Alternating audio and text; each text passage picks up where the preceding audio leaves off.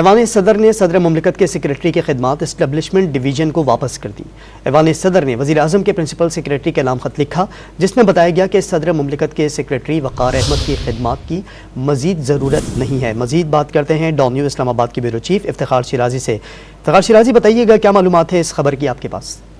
جی، ایوان صدر کے جو پریس ونگ ہے وہاں سے ایک باقاعدہ طور پہ ایک اسٹیٹمنٹ جاری ہوئی، اور اسٹیٹمنٹ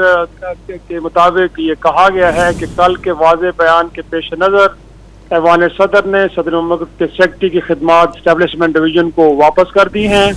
صدر کی جانب سے جو خط لکھا گیا ہے وہ وزیر اعظم کے پرنسپل سیکریٹری کو لکھا گیا ہے، جس میں یہ کہا گیا ہے کہ وقار احمد کے جو اس وقت صدر مملکت کے سیکریٹری ہیں ان کی خدمات کی مزید صدر پاکستان کو ضرورت نہیں ہے اور ان کی خدمات اسٹیبلشمنٹ ڈویژن کو واپس کی جاتی ہیں۔ ساتھ میں اس خط میں جو وزیر اعظم کے پرنسپل سیکریٹری ہیں ان کو یہ بھی کہا گیا ہے کہ پاکستان ایڈمنسٹریٹو سروس کی گریڈ 22 کی افسر ہیں میرا احمد، ان کی خدمات بطور سیکریٹری پریزیڈنٹ جو ہے وہ دی جائیں اور ان کو بطور سیکریٹری صدر پاکستان تعینات کیا جائے۔ تو یہ اب تک کی تازہ ترین جو خبر ہے ہمارے پاس پہنچی ہے ایوان صدر سے،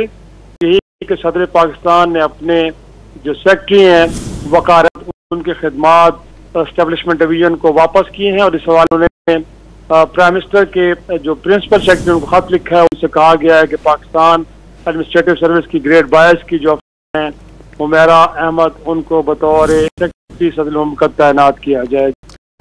افتخار شیرازی، بہت شکریہ۔